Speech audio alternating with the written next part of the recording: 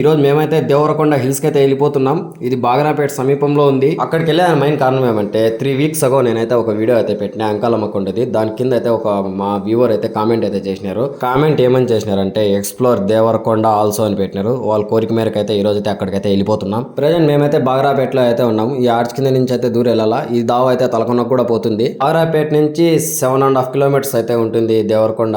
ఈ రూట్ అయితే కొద్దిగా కన్ఫ్యూజింగ్ గానే ఉంటుంది. మనమైతే గూగుల్ మ్యాప్స్ లో దేవరకొండ హిల్స్ అని టైప్ చేసి ఇక్కడికైతే రీచ్ అవ్వచ్చు మ్యాప్ చూసుకుంటా. ఇప్పుడు మేమైతే దేవరకొండ దగ్గరికి అయితే వచ్చేసాము. ఇప్పుడు దేవరకొండ పైకి అయితే ఎక్కేస్తాం. దేవరకొండ పైకి వెళ్ళాలంటే మేమైతే చిన్న ఘాట్ సెక్షన్ అయితే ఒక దాటాల్సి ఉంటుంది. ఇప్పుడు మేమైతే కొండ దగ్గరికి అయితే వచ్చేసాం. బండి పార్క్ చేసి ఎక్స్ప్లోర్ చేస్తాం. ఇక్కడ ముందర చూసుకుంటే వెంకటేశ్వర స్వామి గుడి ఉంది. ఇక్కడ వ్యూ ఈ విధంగా ఉందన్నమాట. పక్కనే అయితే కళ్యాణ మండపం కూడా ఉంది. మళ్ళీ ఇంకో కొత్త గుడి కూడా కన్స్ట్రక్షన్ చేస్తున్నారు.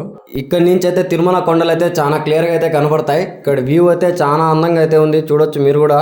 గుడి లోపల కూడా చూపిద్దామని అనుకున్నా కానీ ఇక్కడ అలౌ చేయలేదు. ఒక రకంగా ఇది కూడా మంచిదే. ఇక్కడ ఫ్రంట్ అండ్ సైడ్ వ్యూ అయితే ఈ విధంగా అయితే ఉంది. ఇప్పుడు బ్యాక్ సైడ్ అయితే పోదాం పదండి. ఇప్పుడు మేమైతే గుడి బ్యాక్ సైడ్ అయితే వచ్చేసాము. ఇక్కడ చూసుకోవచ్చు ఎటు చూసిన చుట్టుకారం కొండలే ఉన్నాయి. ఇక్కడైతే అట్మాస్ఫియర్ ఈ విధంగా అయితే ఉంది. ఇక్కడైతే చాలా ప్రశాంతంగా ఉంది. మళ్ళీ గుడి వెనకాల అయితే 2 పెద్ద దొనలు అయితే ఉన్నాయి. ఇవే అనమాట 2 దొనలు.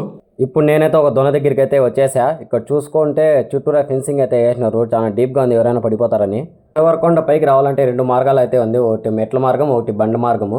మెట్లు కూడా బండలోనే కోసేసినారు నీట్ గా. ఆ మెట్ల మార్గంలోనే ఈ చిన్న దోణ ఉంది. దీంట్లో అయితే నీళ్లు కూడా ఉన్నాయి. ఇది కూడా చాలా డీప్ అంటే చాలా డీప్ ఉంది. దగ్గరికి వెళ్ళి చూసాము. దేవరకొండకి మీ పిల్లలతో వచ్చినప్పుడు అయితే పిల్లల్ని అయితే చాలా జాగ్రత్తగా అయితే చూసుకోవాలా. ఇక్కడ చూసుకుంటే చాలా పెద్ద పుట్టు అయితే ఉంది. సాయి అన్న 6 అడుగుల పైన ఉన్నాడు. ఇది సాయి అన్న కన్నా చాలా హైట్ అయితే ఉంది. ఇది ఎంత హైట్ ఉండొచ్చు మీరు అయితే కామెంట్ లో తెలపండి. కొండకి కొద్ది పైకి ఎక్కుతానే మనకైతే రేనేడుగాలి అయితే చెట్టు కనిపించింది. దీన్ని కొన్ని కాయలు అయితే మాగినాయి, మింగేసాం.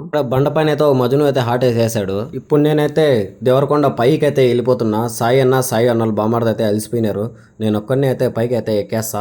ఈ కొండపైకి ఎక్కుతా ఉంటే పులుసు కారిపోతుంది. అయినా కూడా నెవర్ గివ్ అప్ అని నేనైతే కొండపైకి అయితే ఎక్కేస్తా ఉండా. కొండ పైకి అయితే వచ్చేసినాను. ఇక్కడ చూసుకుంటే ఇంకో నేరేడుగా చెట్టు, ఇక్కడ కూడా పెద్ద దొన ఉంది. ఇక్కడ కూడా నీళ్ళు అయితే ఉన్నాయి. ఆ ప్లేస్ కి పోలేము, చూసుకోవచ్చు మీరు కూడా. లైఫ్ లో ఎప్పుడు ఇంత కష్టపడి కొండ అయితే ఎక్కలేదు నేను. చెమటలు అయితే కారిపోతుండే నాకట్టే.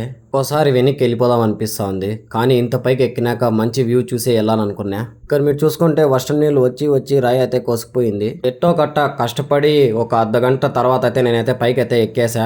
ఇక్కడైతే మొహం కూడా కడుక్కునేసిన. చాలా హాయిగా అయితే ఉంది. వ్యూ అయితే అదిరిపోయింది.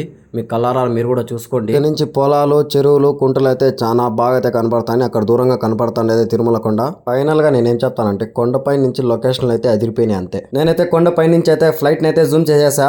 అక్కడ కనపడుతుండేదే ఫ్లైట్ రేణిగుంట ఎయిర్పోర్ట్ లో ల్యాండ్ అయిపోతుంది. ఇంకాసేపులో అది ప్రాణం పోయి వచ్చింది. సరే ఈ రోజుకి ఇంతే. మరి మా వీడియో మీకు నచ్చినట్లయితే like and share and subscribe. సరే మళ్ళీ ఉంటాం. Take care.